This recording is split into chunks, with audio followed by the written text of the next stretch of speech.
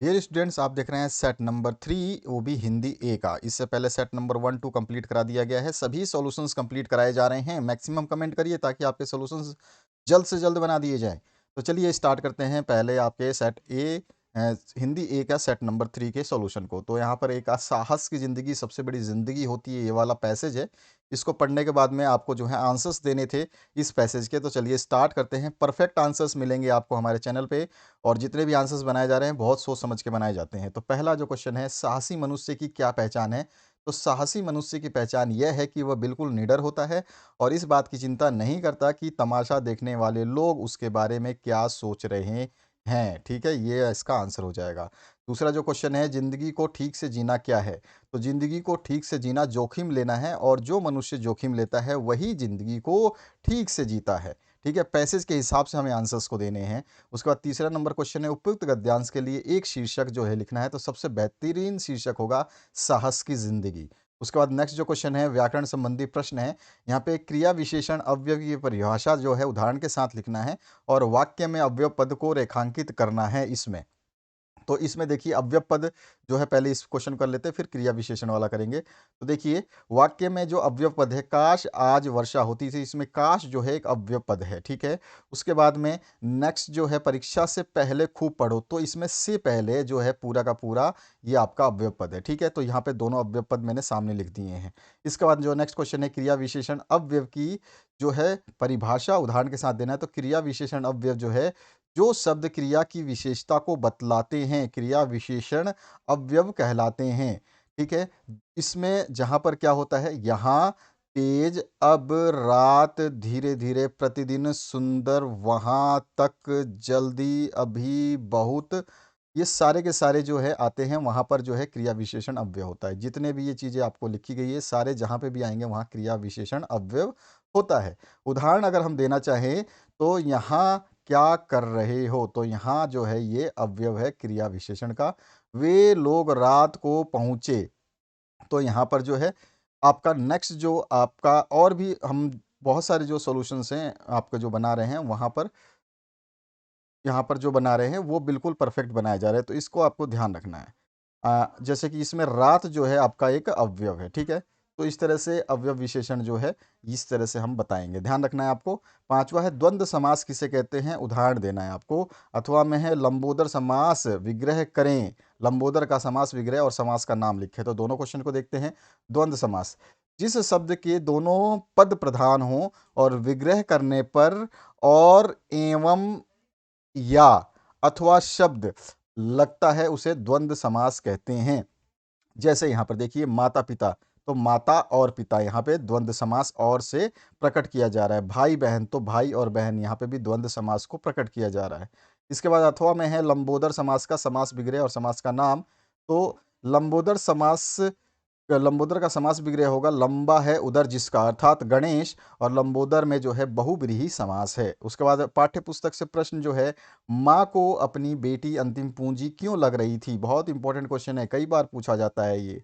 अथवा में है, माँ ने बेटी को क्या सीख दी? दोनों ही क्वेश्चन महत्वपूर्ण प्रश्नों में से हैं, ध्यान रखना है। इस बार आपके जो मॉडल पेपर्स हैं बहुत इंपॉर्टेंट रोल प्ले करने वाले हैं आपके लिए, तो उनको जरूर सभी को पढ़ें। सभी सेट सॉल्व करवाए गए हैं हिंदी और इंग्लिश मीडियम के लिए, तो घबराने की बिल्कुल भी जरूरत नहीं। सबसे पहले, माँ को जो है अपनी बेटी अंतिम पूंजी क्यों लग रही थी? तो माँ अपनी बेटी के सबसे निकट होती है, वह अपने सारे दुख अपनी बेटी के साथ बांटती है, वह उसे एक पूंजी की तरह पालती है और संस्कार देती है। माँ का लगाव बेटी के साथ बहुत बढ़ जाता है, इसलिए उसे विदा करते समय उसे ऐसा लगता है मानो उसका सब कुछ जा रहा हो। उसे अपनी बेटी जो है अंतिम पूंजी के समान लगती है। अथवा में है, माँ ने बेटी को क्या सीख दी? तो माँ ने अपनी बेटी को विदा करते समय निम्न सीख दी। माँ ने बेटी को अपनी सुंदरता पर गर्व न करने और प्रशंसा पर ना रीझने की सीख दी। खुद को भोली और कमजोर ना दिखाना, नहीं तो लोग जो है नाजायज फायदा उठाएंगे, ये सीख दी। वस्त्र और आभूषण के आकर्षण से दूर रहना, ये सीख दी। अत्याचारों के विरुद्ध आवाज उठाना और उनसे दुखी होकर आत्महत्या मत करना, ये भी सीख दी। तो इस तरह से 4 सीख हमने बताई है। आप चाहें तो इसमें से कोई भी लिख सकते हैं, 2 लिखे, 3 लिखे, जिस हिसाब से क्वेश्चन के मार्क्स हैं। 3 का मार्क्स का एक क्वेश्चन है, तो 3 में से आपको जो है 3 तो कम से कम लिखने होंगे। छाया मत छूना कविता हमें क्या संदेश देती है? तो छाया मत छूना कविता के माध्यम से कवि कहना चाहता है कि जीवन में सुख दुख दोनों आते रहते हैं। विगत समय के सुखों को याद कर वर्तमान के दुख को बढ़ा लेना अनुचित है। विगत की सुखद कल्पना से जुड़े रहना और वर्तमान के यथार्थ से भागने की अपेक्षा उसकी स्वीकृति जो है श्रेष्ठ है, ठीक है, श्रेष्ठ है। और यह कविता जो है अतीत की यादों को भुलाकर वर्तमान का सामना करने एवं भविष्य के वर्ण का संदेश यानी भविष्य के वर्ण यानी धारण करने का संदेश देती है। इसके बाद 8वां क्वेश्चन है, शहनाई की दुनिया में डुमरांव को क्यों याद किया जाता है? अथवा में है ये एक कहानी है, भी पाठ के आधार पर बताएं कि वह कौन सी घटना थी जिसके बारे में सुनने पर लेखिका को ना अपनी आंखों पर विश्वास हो पाया और ना अपनी कानों पर। तो पहला जो है, मशहूर शहनाई वादक बिस्मिल्लाह खां का जन्म जो है डुमराव गांव में हुआ था। इसके अलावा शहनाई बजाने के लिए रीड का प्रयोग होता था। रीड अंदर से पोली होती थी जिसके सहारे शहनाई को फूंका जाता था। रीड नरकट से बनाई जाती थी जो डुमराव में मुख्यतः सोन नदी के किनारे पाई जाती थी। इसी कारण शहनाई की दुनिया में डुमराव का महत्व है। इसके बाद में अथवा पाठ है एक कहानी ये भी का, तो यहाँ पे देखिए, एक बार कॉलेज के प्रिंसिपल का पत्र आया कि लेखिका के पिताजी आकर मिले और बताए कि लेखिका की गतिविधियों के खिलाफ क्यों न अनुशासनात्मक कार्रवाई की जाए।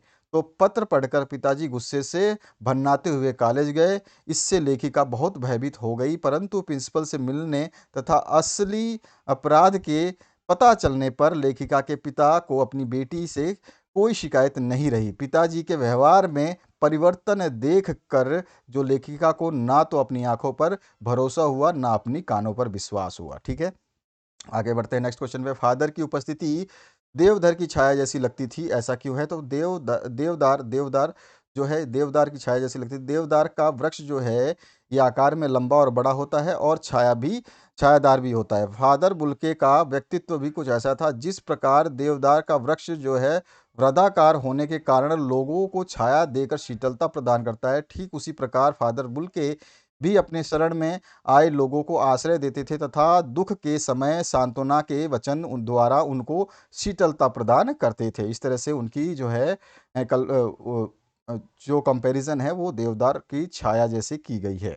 उसके बाद नेक्स्ट जो है, और देखते ही देखते नई दिल्ली का काया पलट होने लगा। नई दिल्ली के काया पलट के लिए क्या क्या प्रयत्न किए गए होंगे ये बताना है। तो प्रयत्नों में देखिए, पूरे दिल्ली शहर में साफ सफाई के लिए विशेष योजनाएं तैयार की गई होंगी। इमारतों पर जमी धूल मिट्टी साफ करके उनको संवारा गया होगा। पूरे दिल्ली शहर में साफ सफाई के लिए विशेष योजनाएं तैयार की गई होंगी। सड़कों के नाम की पट्टी लगाकर रेलिंग और क्रॉसिंग को रंगीन बनाया गया होगा। उसके बाद में आतंकवादी घटनाएं या फिर इंग्लैंड विरोधी कार्रवाई या धरने किए गए होंगे। ना हो सके मतलब यहाँ पर जो है आपको थोड़ा सही करना है। देखिए इसको क्या है, आतंकवादी घटनाएं या फिर इंग्लैंड विरोधी कार्रवाई या धरने किया गया होगा।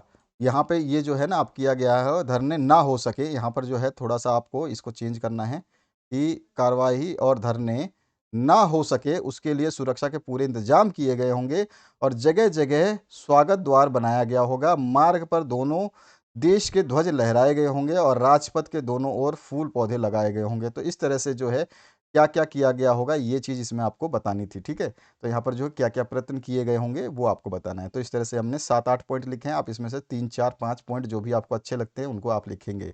इसके बाद जो है खंड घ रचना, अपने क्षेत्र में पेड़ पौधों की अनियंत्रित कटाई को रोकने के लिए जो है जिला अधिकारी को पत्र लिखना है। तो जिला अधिकारी को पत्र लिखते समय सबसे पहले तो आप अपना एड्रेस लिखेंगे, ठीक है, उसके बाद दिनांक लिख दोगे और दिनांक के बाद में जो है आप अपना पत्र जो है शुरू करोगे। जिला अधिकारी अलीगढ़ जिला जो है इसको लिख रहे हैं क्योंकि अलीगढ़ में ही आपने अपना एड्रेस लिखा है। तो विषय है अपने क्षेत्र में, आप अलीगढ़ की जगह रांची वगैरह कुछ भी यूज़ कर सकते हैं। अपने क्षेत्र में पेड़ पौधों की अनियंत्रित कटाई की रोकथाम हेतु आवेदन पत्र। तो यहाँ पर महोदय, इस पत्र के माध्यम से मैं आपका ध्यान इस क्षेत्र में हो रहे पेड़ पौधों की अंधाधुंध कटाई की ओर आकर्षित करना चाहता हूँ या कटाई की ओर दिलाना चाहता हूँ। कुछ स्वार्थी लोग अपने लाभ के लिए प्रशासनिक नियमों की अनदेखी कर वृक्षों की कटाई कर रहे हैं। वृक्षों की कटाई से आसपास का वातावरण जो है दूषित हो रहा है। दूषित हो ही रहा है, साथ ही क्षेत्र की प्राकृतिक सुंदरता भी प्रभावित हो रही है। अतः आपसे निवेदन है कि इस अंधाधुंध कटाई को प्रतिबंधित करें, जिससे इस क्षेत्र के निवासियों का स्वास्थ्य प्रभावित ना हो और प्राकृतिक सुंदरता को भी नुकसान ना हो। आपके द्वारा की गई इस कृपा के लिए हम सदैव आपके आभारी रहेंगे। ये यहाँ पर फिर आपका भवदीय करके धन्यवाद करके आप एक जिम्मेदार नागरिक अपना नाम लिख सकते हैं। अथवा हमें वार्षिक परीक्षा की तैयारी का वर्णन करते हुए पिताजी को पत्र लिखना है।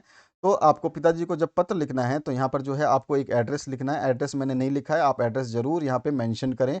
जो भी आपको एड्रेस लिखना है हमेशा एड्रेस को मेंशन करना है। जैसे कि यहाँ पे यही एड्रेस आप लिख सकते हैं कि बहादुरगढ़ सॉरी 12 द्वारी या फिर सी नोट, कुछ भी आप एड्रेस लिख सकते हैं। एड्रेस का कोई कमी नहीं होती, आप अपनी मर्जी से अपना घर का एड्रेस भी यहाँ पर डाल देंगे और डेट डाल देंगे। ठीक है, जो ये चीज़ तो आपको डालनी ही डालनी है, ध्यान रखना पत्र लिखते समय ये चीज़ डालनी होती है। ऊपर एड्रेस अपना आएगा ही आएगा, उसके बाद में दिनांक आएगा और फिर जो है आपको मैंने दूसरे सेट्स में कराया है तो यहाँ पे एड्रेस डाल लेना। अब यहाँ पे फिर पूज्य पिताजी सादर प्रणाम। कल ही आपका पत्र मिला, आप मेरे वार्षिक परीक्षा की तैयारी के बारे में जानना चाहते थे, वही बताने के लिए मैं यह पत्र लिख रही हूँ। कुछ ही दिनों में पाठशाला की वार्षिक परीक्षा आने वाली है। परीक्षा के लिए मैं बहुत मेहनत से पढ़ाई कर रही हूँ। पिछले परीक्षा में मुझे विज्ञान विषय में कम अंक मिले थे, तब से मैंने विज्ञान विषय पर ज़्यादा ध्यान दे रही हूँ और रोज़ एक विषय के लिए समय निश्चित करके पढ़ाई करती हूँ। इस वजह से सारे विषयों के लिए मुझे पर्याप्त समय मिल रहा है। इस परीक्षा में प्रथम स्थान प्राप्त करने के लिए मैं पूरी कोशिश करूँगी। माँ और दादाजी दादी जी को मेरा सादर प्रणाम कहना। छोटे आशीष को ढेर सारा प्यार। आपकी आज्ञाकारी पुत्री रश्मि या रेशमा, जो भी आप नाम लिखना चाहें वो लिख सकते हैं, क्योंकि इसमें आपका जो है क्वेश्चन में नाम वगैरह नहीं दिया गया है। ठीक है, तो ये ध्यान रखना है कि यहाँ पे एड्रेस जरूर मेंशन करना। जो भी आप एड्रेस चाहते हैं वो लिखें, जैसे कि मैंने यहाँ पे अपनी मर्जी से कोई भी एक एड्रेस लिखा है और फिर उसके बाद में दिनांक लिखा है। इसी तरह से आप यहाँ पे भी एड्रेस लिखेंगे कोई भी अपनी मर्जी से और फिर दिनांक लिख देंगे। ठीक है, ध्यान रखना है आपको। अगले जो क्वेश्चन है 12 नंबर, दिए गए संकेत बिंदु के आधार पर निम्न में से किसी एक विषय पर निबंध लिखना है। मेरा भारत महान और दूसरा मेरे जीवन का लक्ष्य। तो मेरे भारत महान पे हम सबसे पहले प्रस्तावना लिखेंगे। प्रस्तावना लिखने के बाद में इस जो आपका भारत के बारे में लिखेंगे तो इसकी प्राकृतिक बनावट और संपदा का थोड़ा सा उल्लेख करेंगे। फिर इसके बारे में थोड़ा सा देखिए यहाँ पे सब कुछ बताया गया है और इसके बाद में थोड़ा सा इतिहास के बारे में जो है क्या है वो भी आप बता सकते हैं। अगर आप नहीं बताना चाहें तो कुछ एक चीज़ों को कम कर सकते हैं। आप इतिहास नहीं बताना चाहते तो आप धार्मिक सहिष्णुता और सौहार्द जो है ये भी हमारे भारत देश में पाया जाता है, इसके बारे में बता सकते हैं। और लास्ट में जो है अंतिम आप उपसंहार लिख देंगे तो आपका जो है इस तरह से ये पूरा निबंध कंप्लीट हो जाएगा। पढ़ करके आप याद कर लीजिए ढंग से। और ख पार्ट में मेरे जीवन का लक्ष्य जो है ये आपको बताना है। तो हर आदमी के अपने अपने लक्ष्य होते हैं। सबसे पहले भूमिका बताएंगे जब भी निबंध की बात होती है, उसके बाद में जो है आप उस भूमिका को थोड़ा सा डिस्क्राइब करेंगे। फिर उसमें अपने लक्ष्य के बारे में थोड़ा सा जो है एग्जामिनर को बताएंगे कि आपका लक्ष्य क्या है, और अगर आप बताना चाहते हैं कि ये लक्ष्य क्यों है तो ये भी आप बता सकते हैं। और अगर आप ये नहीं बताना चाहते तो आप डायरेक्ट तैयारी पे लिख सकते हैं कि आपकी तैयारी क्या होनी चाहिए। ठीक है, तो इसके बाद में आपका जो है इस तरह से ख़त्म हो जाएगा। तो इस तरह से आप कर सकते हैं अपने जो है इस निबंध को ख़त्म। ठीक है, तो यहाँ पे ज़्यादा नहीं लिखना है, बस लिखना जो भी है लेकिन सही सही लिखना है। ठीक है, अगला जो 13वां जो प्रश्न है इसमें क्या पूछा जाएगा, पर्यावरण के प्रति जागरूकता बढ़ाने के लिए अधिकतम 50 शब्दों में एक आकर्षक विज्ञापन जो है तैयार करना है। तो इस तरह से आकर्षक विज्ञापन तैयार करोगे थोड़ा सा हाईलाइट करते हुए। तो देखिए मैंने हाईलाइट किया है, जरूरी सूचना पर्यावरण जागरूकता दौड़, या फिर आप अपनी तरफ से जरूरी सूचना हटा करके आप केवल पर्यावरण जागरूकता दौड़ भी कर सकते हो, बड़े लेटर में लिखोगे। उसके बाद में आपके स्वास्थ्य के लिए पर्यावरण जागरूकता दौड़ जो है दिनांक 24 मार्च 2022 को बुंदेल गेट से शुरू होगी। आप गेट का कोई भी नाम लिख सकते हो, यहाँ यहाँ पर जो भी स्थान है वो आप नाम लिख सकते हो। पर्यावरण यानी पौधों का वृक्षारोपण को बढ़ावा देने हेतु निम्न वर्गों में दौड़ का आयोजन किया जा रहा है। अब वर्गों को थोड़ा हाईलाइट करेंगे, जैसे कि 10 किलोमीटर की दौड़ जो है भारतीय व अंतर्राष्ट्रीय खिलाड़ियों द्वारा किया जाएगा और 5 किमी की दौड़ महिलाओं द्वारा किया जाएगा और 1 किमी की दौड़ जो है वरिष्ठ नागरिकों के लिए है। ठीक है, तो हमने यहाँ मेंशन कर दिया।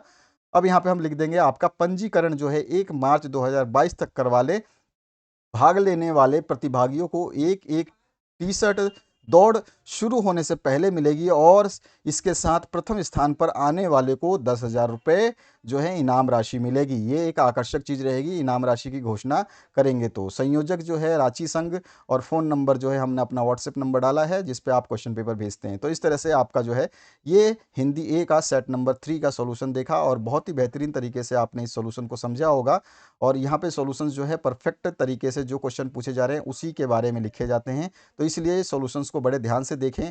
दूसरे चैनल्स पे थोड़ा सा समझें कि सॉल्यूशंस आपको गलत भी बताए जा रहे हैं और अकॉर्डिंग टू क्वेश्चंस आंसर नहीं बताए जा रहे हैं। ये कि आपके लिए वो जाकर के नुकसान कर जाएगा क्योंकि आप उसको याद कर लेंगे और जाके एग्जाम में लिखेंगे और पता चला कि आपने लिखा तो है, आपको तो रहेगा कि हाँ मैंने तो लिखा है आंसर, लेकिन वो आंसर जब गलती ही होगा तो एग्जामिनर आपको मार्क्स नहीं देगा। तो ध्यान रखना है। तो आशा करता हूँ इस वीडियो से आप लोगों को संतुष्टि मिलेगी और आप जल्द से जल्द इसको शेयर कर देंगे और लाइक कर देंगे और दोस्तों के साथ में ज़रूर कमेंट करेंगे आपके नेक्स्ट सेट के लिए, ताकि आपके जल्द से जल्द सारे सेट्स बना दिए जाए। मैक्सिमम सेट्स आपके अवेलेबल करा दिए गए हैं। 2-3 सेट्स जो बचे हुए हैं उनको जल्द से जल्द कंप्लीट कराया जाएगा। हिंदी और इंग्लिश वर्जन दोनों में मिलेगा आपको सारे सेट्स, तो उनको ज़रूर देखिए और तैयारी बेहतरीन तरीके से करिए। हिंदी और इंग्लिश वर्जन मिलने से आपको आसानी से वो याद हो जाएगा क्योंकि आपको इंग्लिश के साथ साथ में उसकी हिंदी भी मिलेगी। तो thank you very much, have a good day. और नेक्स्ट वीडियो के लिए जरूर इस चैनल पर बने रहें, अपने दोस्तों के साथ शेयर करना ना भूलें और पहली बार आए हैं तो सब्सक्राइब करके जाएं। Thank you very much, have a good day.